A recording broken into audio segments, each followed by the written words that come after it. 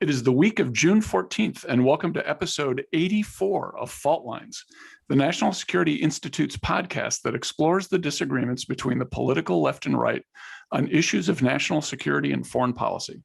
Today we have Loren Mahler, NSI Visiting Fellow, President of Mahler Strategies, and former Director of Legislative Affairs at the National Security Council.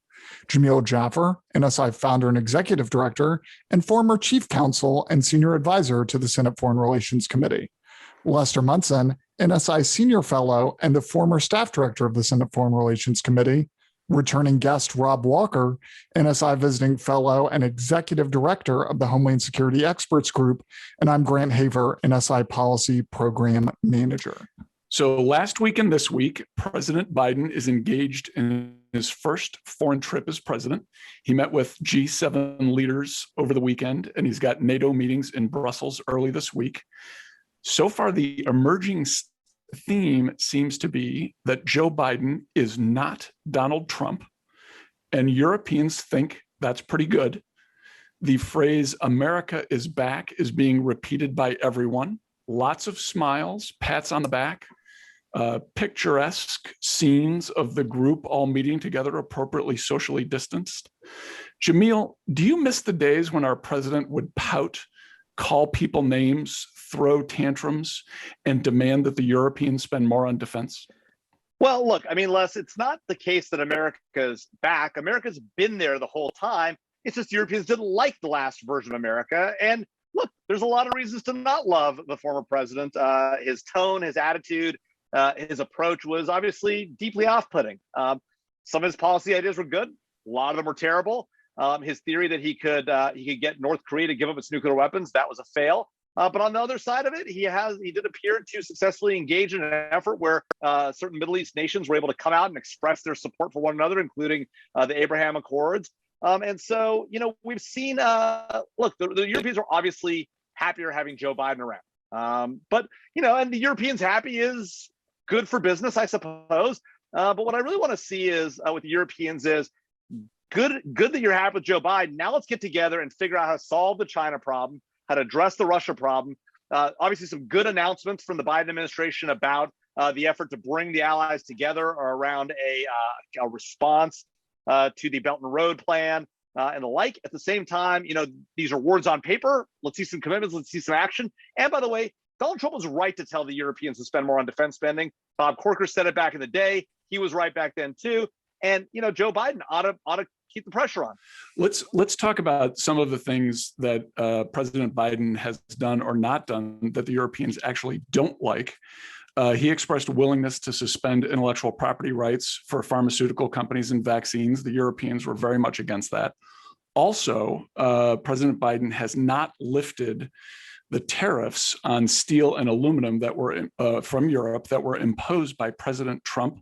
When asked about this, President Biden said, got a look of incredulity on his face and said, "Come on, man, 120 days." Now, in fact, it's been closer to 140 days that he's been president. I think we can forgive him a little bit, his not perfect ability to do math in public. That's fine. But let's talk about the real issue here, which is that much more so than meets the eye, President Biden is continuing a lot of the policies of President Trump. What are your thoughts?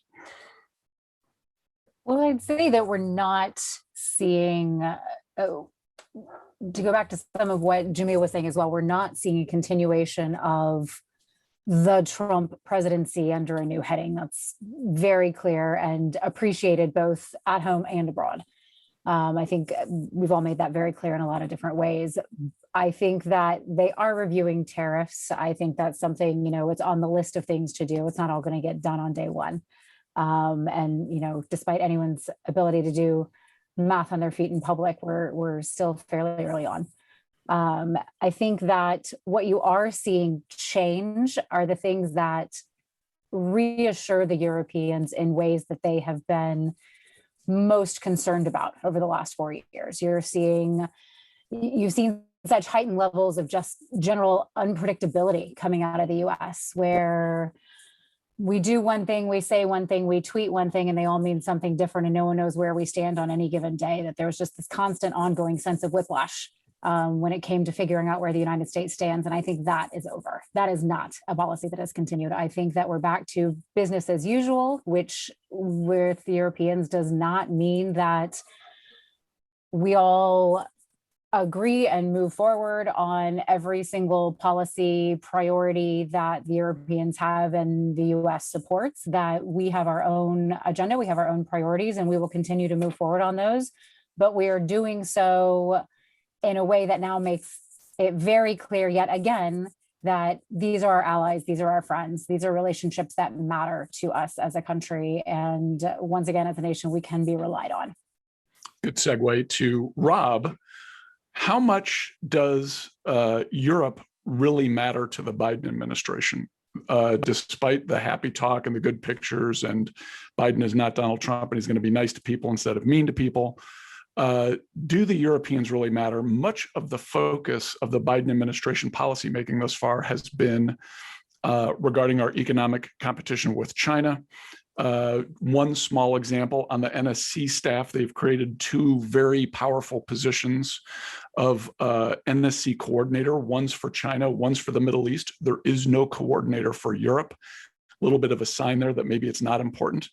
How do you think the Biden administration really prioritizes Europe right now?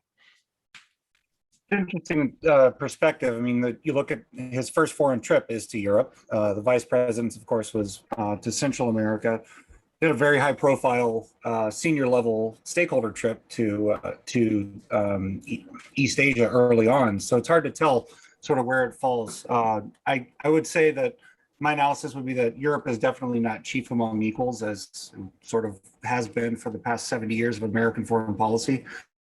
But then at the same time, they've clearly made some steps to appease European leaders, things such as renewing the Nord Stream 2 pipeline, getting back into the Paris climate change accords, not really being firm on Ukraine issues with Russia, and then renewing the JCPOA talks. That there's several things there that lead to supportive of typical European positions, and then there's a bit of softness towards Russia on the other hand. So it's a good question, and I think in the next few months we'll see how things begin to play out.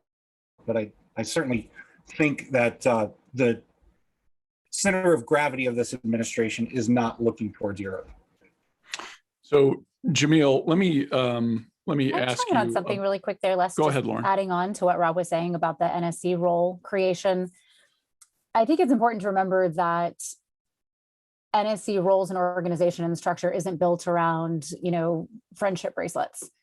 You don't build an entire senior directorship around who's our BFF of the day.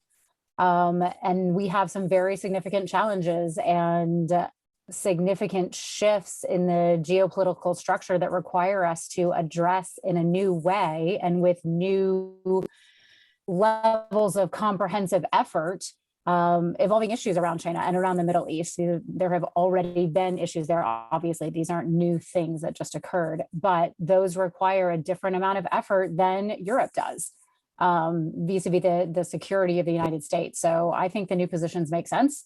And I think when we, start building senior directorships around best friends and recess playground cliques, then we can talk again. Jamil, let's try to get a little criticism of the administration going here. Do you think the overt diplomacy with the Europeans, this big showy trip as the first for President Biden, a lot of different kind of talk coming out, is really going to help bring European allies towards us on the whole competition with China question? Italy, of course, has signed up for the Chinese Belt and Road Initiative. That's a big problem for the West. Do you think this approach is really going to make any difference in terms of the competition with China? Well, it's a great question, Les, and it's an important one. I think probably the most important of all the questions coming out of this interaction between our president and the Europeans. Look, good news on the Italy side. Italy's reviewing that deal again and revisiting whether it should stay in that deal. That's a positive move. I think that Europeans and Americans share a lot in terms of our values. We share a common view of democracy and freedom and human rights. We may not always agree on those. Europeans have criticism about the way we do things. We may have criticism about their laws or their hypocrisy when they come after us on certain things, but do the same thing at home to their own people, right? But there's more that binds us across the transatlantic divide than there is amongst us and the Chinese when it comes to issues of freedom, issues of human rights, issues of oppression, and frankly, issues of technology and innovation, right? And so I do think there is an opportunity here, and a unique opportunity, and it's not Joe Biden specifically. It's the United States and Europe that recognize the growing threat that China poses and really bring in pressure to bear. Now, we saw a lot come out of this. Like we talked about the Belt and Road response. We talked about this. We haven't talked about. We can talk about the Technology and Trade Council that's likely to be announced publicly tomorrow. That's been sort of discussed. But I think one of the challenges is those are all great conceptually, and they're really important if we actually use them and take action.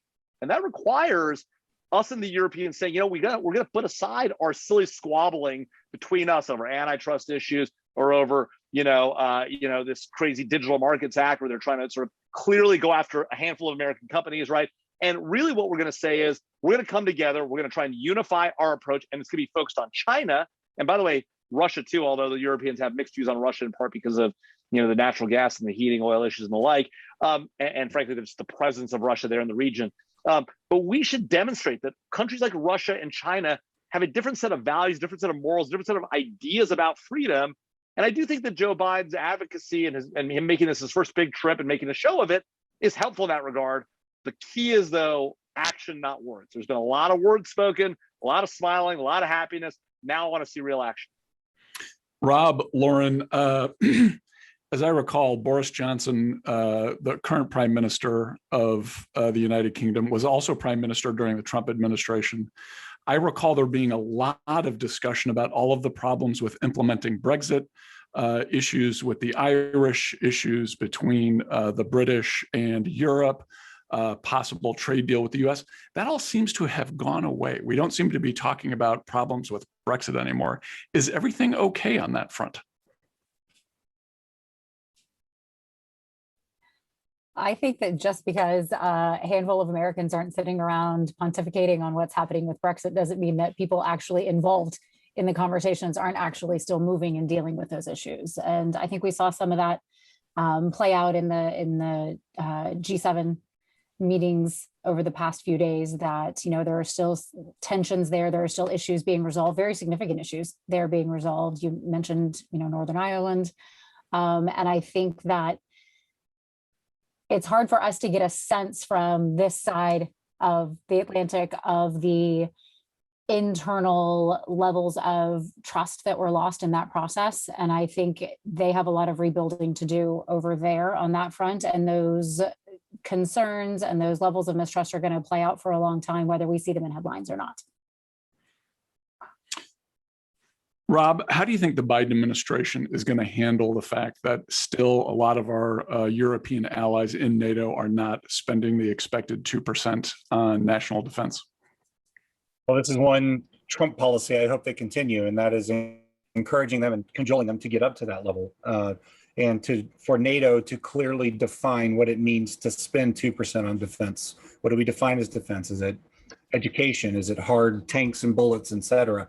I would like to see something coming out of NATO, and I think the Secretary General alluded to it yesterday on the level of cybersecurity threat and attack on one being an attack on all Article 5 triggering events. So, like to watch how the administration will handle that. Will they loop a grandiose cybersecurity program within one of those less than 2% countries into that count?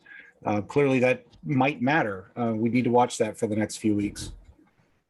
So I want to get everyone's sense on one other topic before we move on to Grant's kleptocracy issue, which is vaccine diplomacy. I think one of the very positive things to come out of what happened this weekend was President Biden's announcement that the U.S. is going to contribute 500 million vaccines to the COVAX, to the world effort to bring vaccines to the developing world, countries that can't produce them or afford them on their own in most cases. That seems like a huge positive development to me.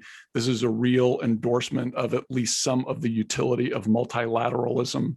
The Europeans appear to be gathering together to match that 500 million vaccines and also make a big difference in that response. So does anyone else kind of want to weigh in here on how solving that problem goes a heck of a long way towards restoring whatever stature the US lost in the last few years? I made that a pretty good softball, I think. I would weigh in and agree. I think it was a great decision. I think that the direction that the US is leading in and that Europe, is having conversations and looks like, as you said, they're going to go the same way on. I think it makes a big difference, not only from a humanitarian perspective of actually doing what we can with what we have to be able to save, millions of people. But from a diplomatic perspective, yes, absolutely. This is a game changer.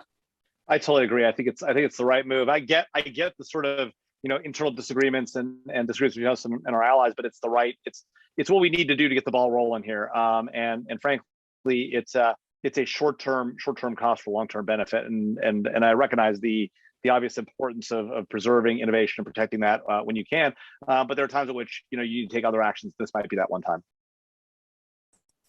Yeah, I'll join the chorus. Absolute right move. I just wonder if we're a day late and a dollar short since Russia and China got ahead of us on that game. But the good news coming out today is that there's now a fourth vaccine in the works. So we'll be able to distribute far more than those other two countries. And of course, there's efficacy questions about Sinovac for sure. Grant, over to you. Great. Thanks, Les.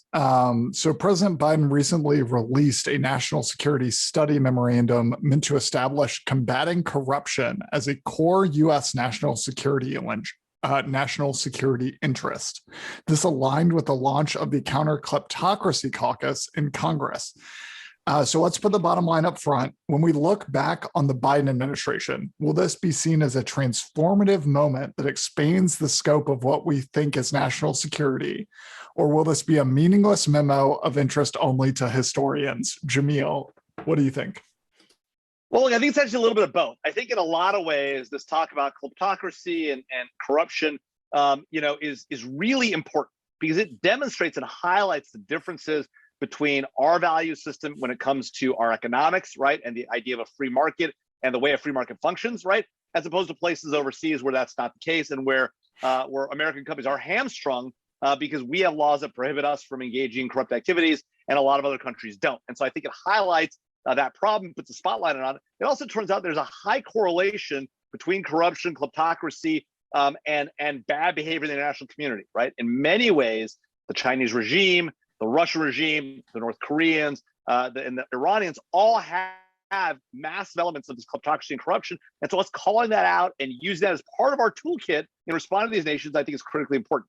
That being said, right, look, again, I hate to keep saying it, I sound like a broken record, but words are nice, action is key, right? And when we decided to bring the Magnitsky sanctions into place and start putting those in place against the Russians, they had an impact, right? But sanctions only go so far. And so if our entire plan behind corruption and kleptocracy is a lot of nice words, some prosecutions, and a handful of sanctions, that will not solve the problem, right? And also simply hamstringing American companies, okay, making it harder for them to operate in a global situation where there is massive corruption and the like is also not the answer. The answer is going after those regimes that are corrupt, going after those organizations, going after the enablement by other nation states, including Europeans and our allies who don't have similar restrictions on their companies. That's going to make the difference. We got to make it real. And I'm not sure I see signs of that actually happening.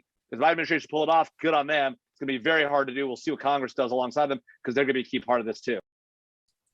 Yeah. So Rob, how do we make this real? How do we go from sort of these words on paper to like actual action in your mind, especially as this crosses kind of the lines of law enforcement and national security?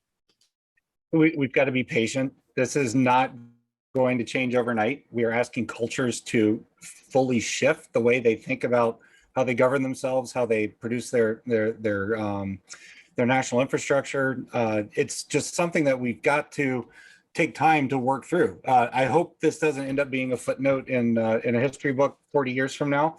But I hope it, I hope it is like the first step in the long journey to encouraging other cultures to change. We've talked several times when I've been on about Iraq and Afghanistan. Those would be two primary examples I could think of where corruption and other forms of what we think of as abhorrent behavior are normalized, and it's going to take generations for some of this to change. So, Les, are we going to look back on this and say, yes, this was the moment, this is when we put corruption front and center, or are we going to think this is just, another Democratic talking point about what national security should be? Well, I suspect that the very many paid apparatchiks of the Biden administration are going to try to point to this moment as hugely significant. And kudos to them, good luck. I think in reality, this movement began in the Senate with Senator John McCain and Senator Ben Cardin. They were working on this issue for years to make corruption and kleptocracy part of a human rights-oriented sanctions regime. They did a lot of hard work. This was really Congress leading on an important issue, and Congress was years ahead of the executive branch on this matter. Kudos to President Biden for embracing it. That's good for him. I would note that President Trump also embraced it. He had Magnitsky sanctions on individuals in Central Africa, in Central America, in Southeast Asia, in the Middle East.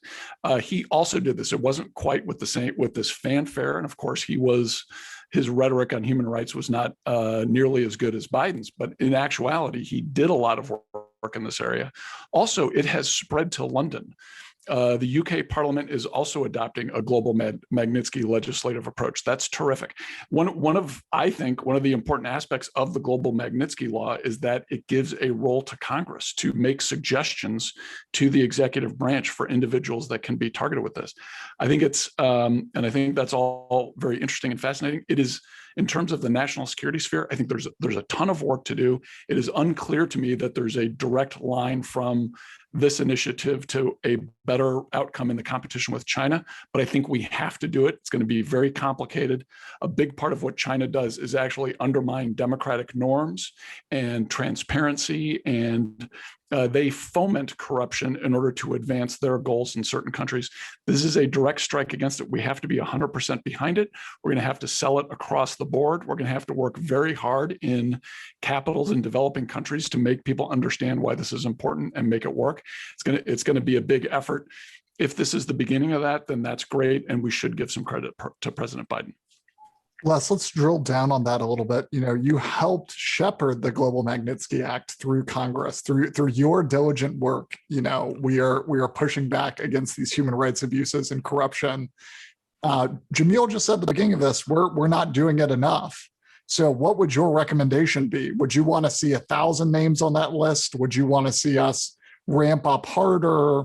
What does that look like in your mind? I don't particularly want to see 1,000 names on the list. What I would like to see is coordination between the State Department, the Treasury Department, and other agencies of the government that are all involved in this. I'd like to see some ground truth coming from our embassies around the world. I would like to see our government work in sync with each other so that these things withstand scrutiny and that they advance not just our values, but also our strategic goals in certain countries. There may be times when we want to forego some of those sanctions to achieve a certain thing. That's fine with me. But we need all parts of our government in sync.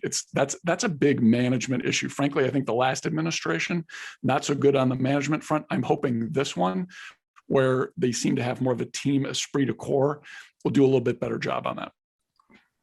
So, Loren, you worked at the intersection between the executive and legislative branches at the NSC.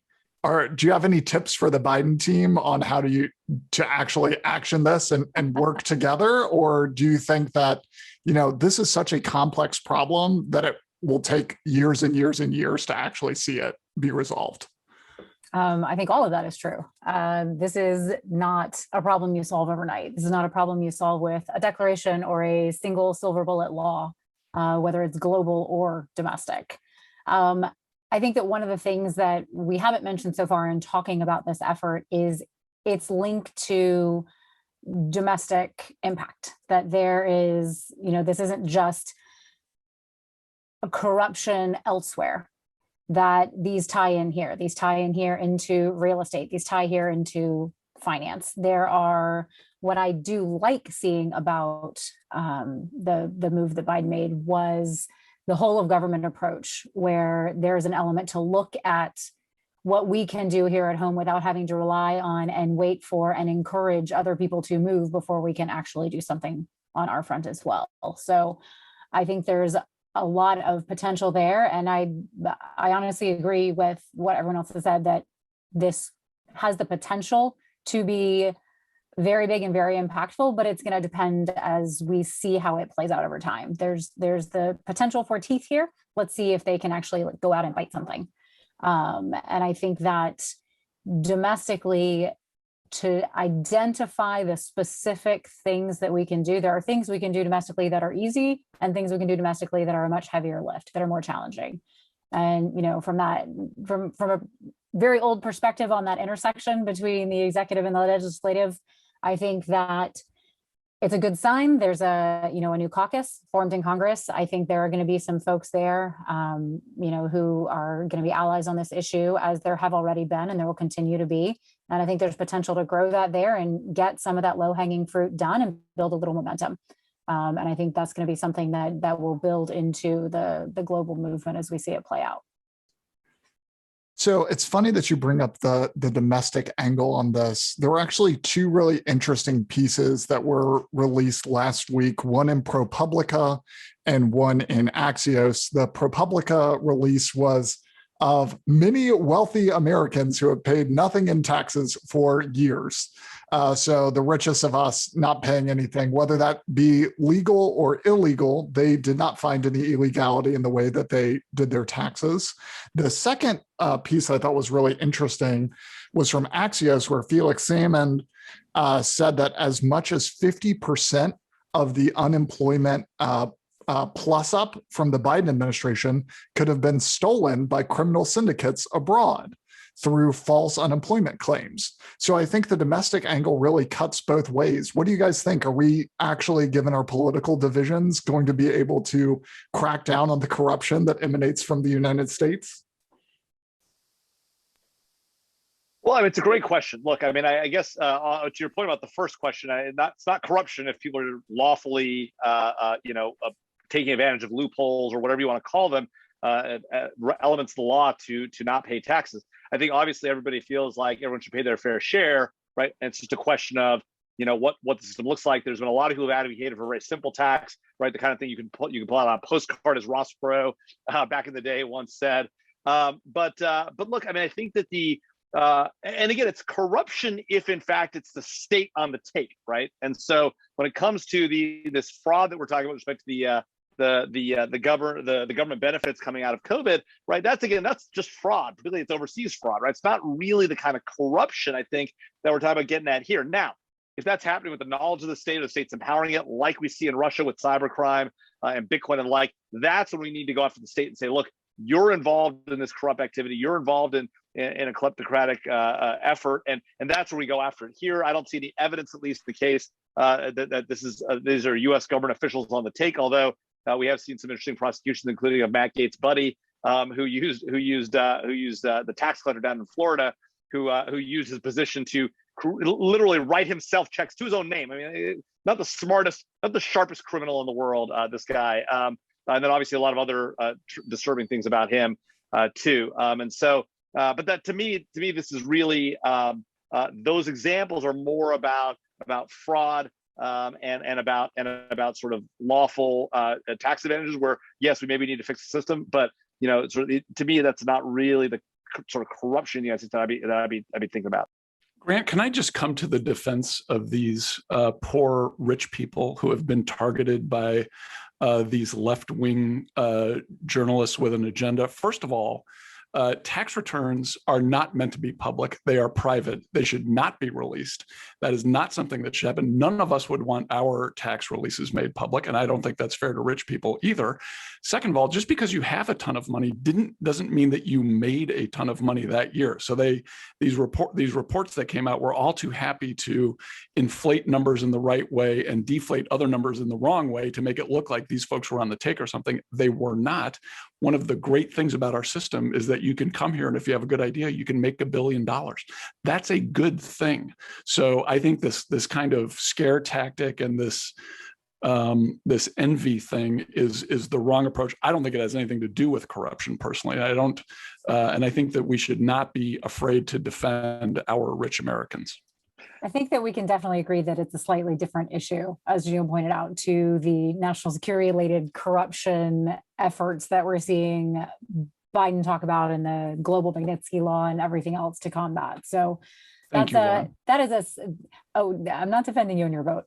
That is a separate conversation for another day, another podcast. Let's put a pin in that one right now. And I call first dibs at the happy hour on Les's new boat. To be clear, Les doesn't have a boat. He has an F-150, which is like a boat. You need that to pull the boat. Just so. Yeah. So, Jamil, to circle back to one of the points you made, you were talking about state acquiescence to criminality, and specifically brought up cryptocurrency. We've seen recently the use of ransomware to attack Colonial Pipeline, to attack JBS. What do you think should be our response to state actors that harbor these criminals?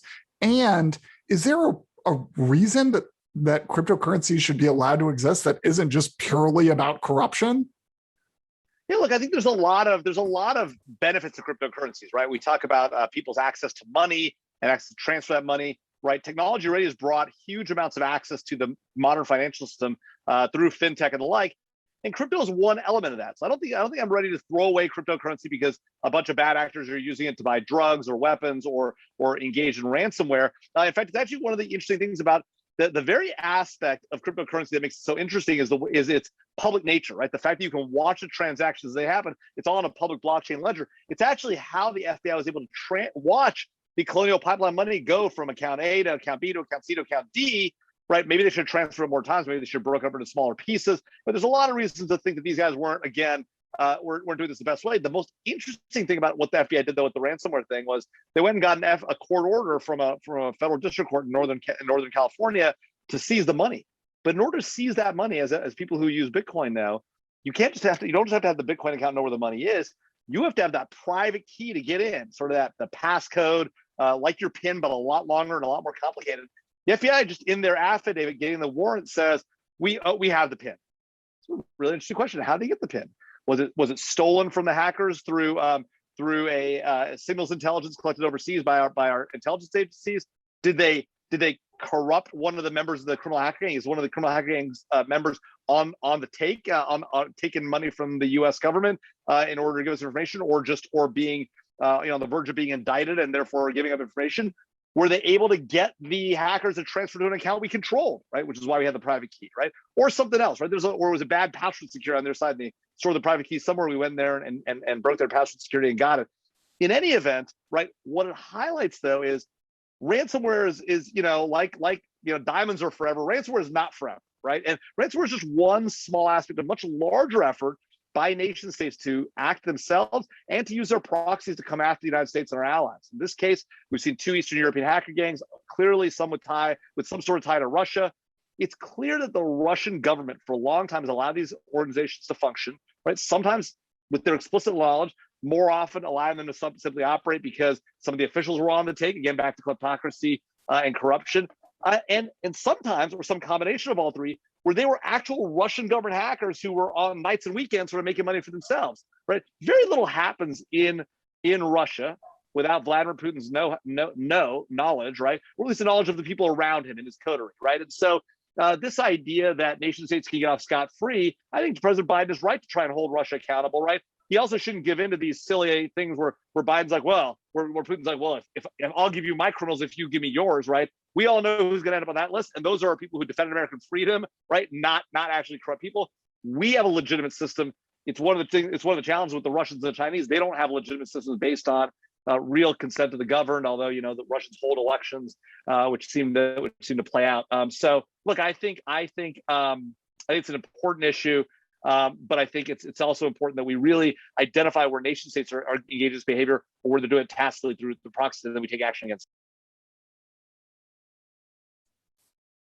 So, Rob, one of the things you mentioned up top was that, we often talk about Afghanistan and Iraq on this show, but we don't really talk about, corruption as a part of that and kleptocracy as a part of that.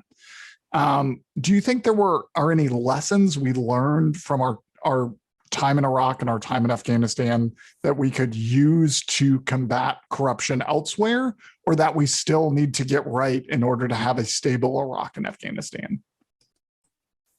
Well, looking beyond, there's tons of lessons learned about how we stabilize other countries that we can take from that, but it's acceptance of, or an understanding of the local lore, the local norms, is definitely critical. And I got on the ground in Iraq in 2003, and the mandate was no corruption. So if I pay a contractor, the contractor does the exact amount of work that I paid him to do.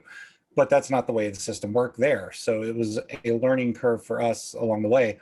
We ended up getting less work for the value that we paid, and actually inflating wages in certain areas and greasing the palms of folks that we didn't intend to. I think we have to be very careful in how we approach this, because the one lesson learned I would take from the entire war on terror is that there are second and third order effects to all of this. I think it was Jamil mentioned real estate, right? That's when the Trump administration was floating about 2 years ago, the idea of putting Mexican cartels on the foreign terrorist watch list or foreign terrorist list.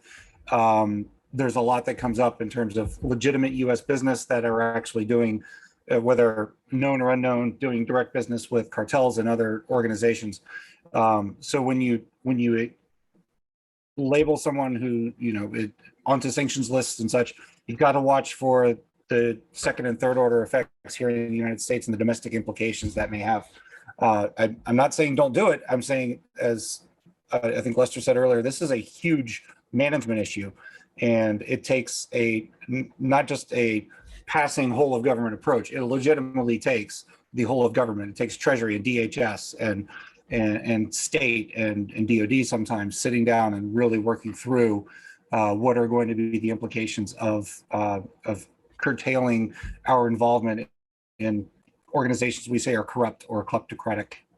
And I'd like to highlight for Jamil, I don't know that the two are related. I'm not saying they are, but it is very convenient that within days of the FBI being able to seize the cryptocurrency back from the Colonial Pipeline, the news breaks about Operation Trojan Shield, which was a global effort by the FBI, led by the FBI, to infiltrate several criminal organizations, ended up taking down hundreds, 800, I believe, or more criminals across the globe through a messaging app that was, in fact, developed by FBI Watch. So I don't know that that's how it happened, but there's a coincidence for you. Yeah, well, certainly a pretty interesting fact. I think that report that you're describing, really interesting operation for the folks out there who are listening who haven't read about it. Definitely worth reading up on. The FBI, working with the Australian police, was able to get this application into the hands of a number of senior mafiosos. Apparently through an asset. Or a couple of assets, high-level assets within the mob in Australia, and it did lead to this global set of takedowns. Pretty amazing, pretty great story, and a big win for law enforcement there. So definitely worth reading about, folks, if you haven't read about it already. So, Loren, just to kind of wrap this up, Biden seems to be focused in a lot of different places when it comes to foreign policy. People are calling them the new 3 C's: corruption, climate, and China. It seems to me that he's going very slowly at combating any of these three things, do you think that he will be able to effectively move the levers of government to move against these three threats? Or do you think, it's just going to take too much time, or you can only really focus on one thing and you can't walk and chew gum at the same time? Well, I think if you're going to run the US government and you can't walk and chew gum at the same time, we already have a problem. I think that the issues that you just mentioned there are such broad cross-cutting issues, both in what they touch, where they reach, what their impact is, what the solutions are. They touch all levels of government. They touch the private sector. They touch international allies, institutions across the board. And none of those needles are going to move quickly. They never are. Some of those are generational needles, where these are things that we are going to have to keep doing long past this administration and the next and the next and the next. They are things that will continue. And I think that we've seen some really promising actions taken in the early days of this administration to send us down the right road, to start making the kinds of changes and bringing the right players from across that spectrum into the conversations at the places where they can make a difference. And I think that if there has been an administration pieced together from top to bottom that understands the various tools and levers at the administration's disposal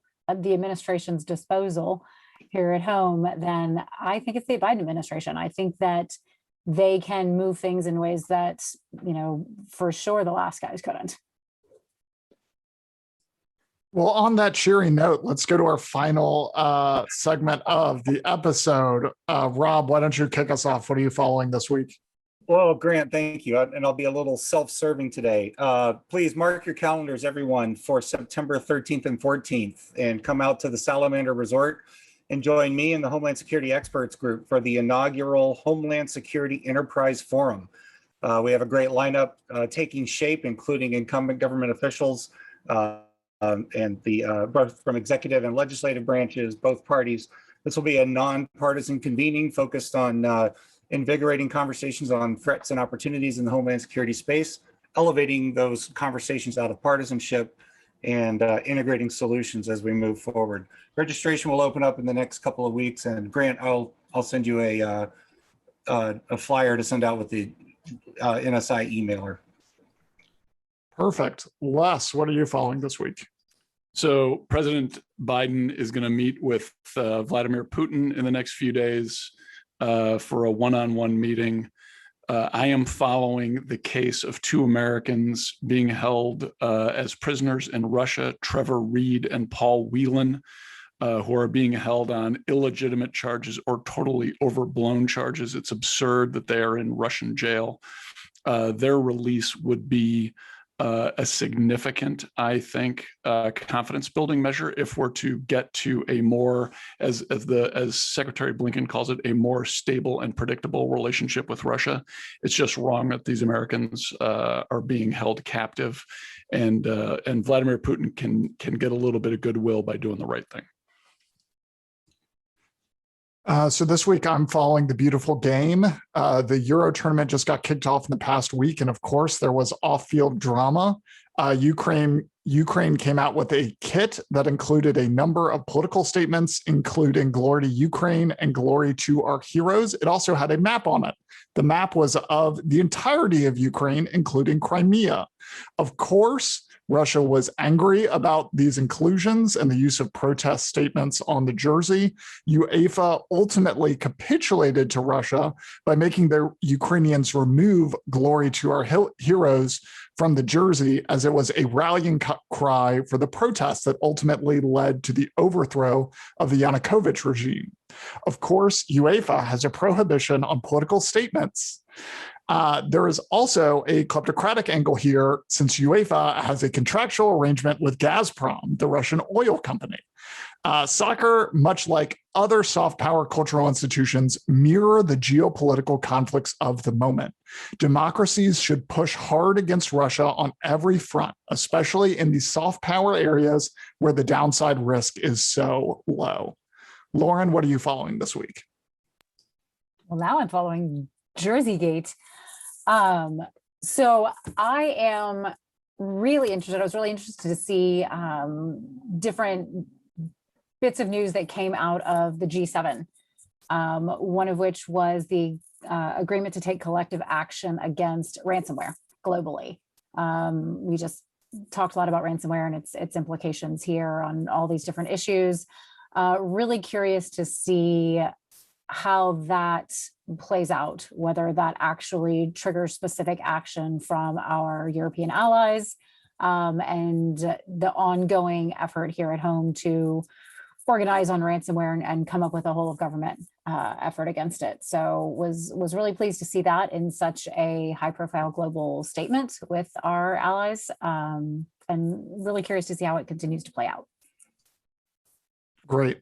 Jamil, round us out. What are you following this week? Well, I'm following the new charges being brought against Aung San Suu Kyi, the former erstwhile leader of Burma, Myanmar. Obviously, the military junta is back in power. They were never really gone. For those of you, again, back who grew up back in the early 90s and the like, the State Law and Order Restoration Council, the military junta that took over, and imprisoned Aung San Suu Kyi for the better part of a decade and a half. Their latest iteration is back, and back as of early February. They immediately brought charges against the former Burmese former Myanmar leader Myanmar. One of the challenges here, of course, is that there are claims about Aung San Suu Kyi that have been going around for a long time, right? Particularly that were brought up by human rights groups during the massacre of the Rohingya population, which she sort of allowed to take place while the military engaged in it. And then, of course, when it got too much, they pushed her out. I do think it is important to note her long captivity under home arrest for over a decade and a half, and the fact that these charges were brought very quickly with very little evidence to support them, at least at the outset. The claim is that she took $600,000 in bribes, as well as 7 pieces of gold. It's almost like we're back in the old days. The 7 pieces of gold is an interesting little tidbit there. But a concerning situation. Obviously, the return to official power of the junta is not ideal, and does deal a blow to the hopes for a long-term political solution in Burma that we thought was sort of on the horizon with Aung San Suu Kyi back in the game, and her National League of Democracy. But we'll see how this all plays out. But in the immediate term, a further concerning turn of events as trial proceeds forward will likely end by the end of July, is what it looks like. Then we'll see what happens. There are a number of other charges being brought against her besides the corruption charges that are still remain pending. May actually lead to even longer potential imprisonment in jail for her. That's a wrap. As always, Fault Lines is produced by the National Security Institute. Find out more about the Institute and upcoming events at nationalsecurity.gmu.edu. If you have any topics you'd like us to cover in the future, send us an email at nsi@gmu.edu or tweet us at MasonNatSec. If you like what we're doing here, please be sure to rate, review, and subscribe so that more people can find our show. We'd like to thank Claude Jennings for editing, Alejandro Casquino for research, Lester Munson for hosting, and Grant Haver for producing and directing. Join us next week for another provocative conversation and further analysis of national security's fault lines.